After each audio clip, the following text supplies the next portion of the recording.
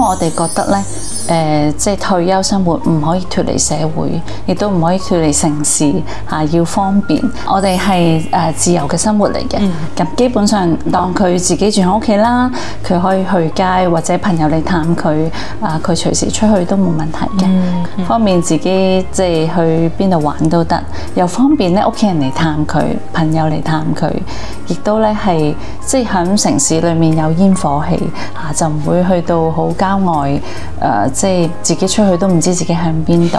即係我相信，即係我哋嘅生活係需要有生命氣息咯。即係熬絲咧，歐美嗰邊好流行，我哋係即係做得更加深，做得更加好。而家好多人未必知道我哋呢一個模式係同傳統養老院唔一樣。4個中心，我哋第一個城市中心，自己出去朋友嚟全部都好方便嘅。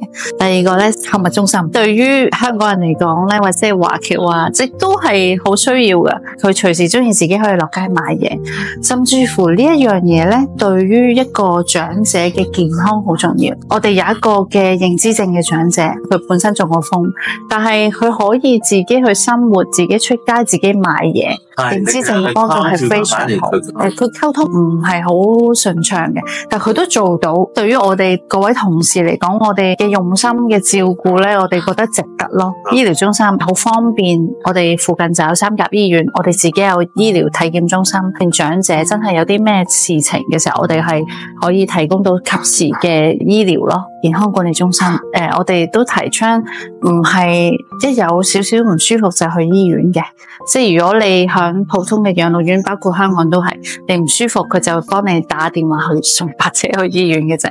首先我哋要睇翻長者個狀況，如果唔係危急嘅時候，即係響飲食方面可以幫佢調理到啦，做一啲嘅自然療法啦，一啲嘅理療啦。如果下下都用西藥咧，其實好多副作用嘅，對於佢哋身體都未必受得到。我哋都會揾呢啲專家或者一啲比較好有經驗嘅醫師提供服務啦。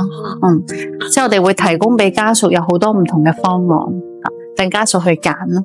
例如我有個外國嚟嘅長者啦，佢一路嚟到都係講緊腰痛、腳痛，外國就能夠淨係俾止痛藥佢嘅啫。咁而我哋就幫佢去安排中醫嘅傳統啦，推拿整骨咁亦都真係幫到佢。另一個好特色就係講醫講藥啦。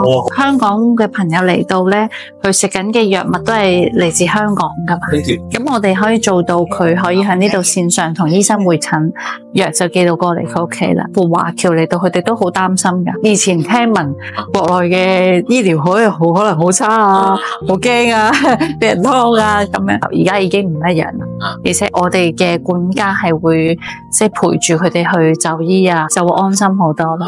我哋嘅服務係全人嘅服務，就係身心社靈，即係身體啦、心靈嘅健康啦、社交啦，即係佢仍然朋友、社交圈子有生活跟住就係佢嘅靈性可能佢有唔同嘅宗教信仰，我哋都會幫佢去即係安排嘅。有啲要返教會，有啲要去寺廟，有啲食齋，即係希望佢哋住喺度真係覺得開心咯。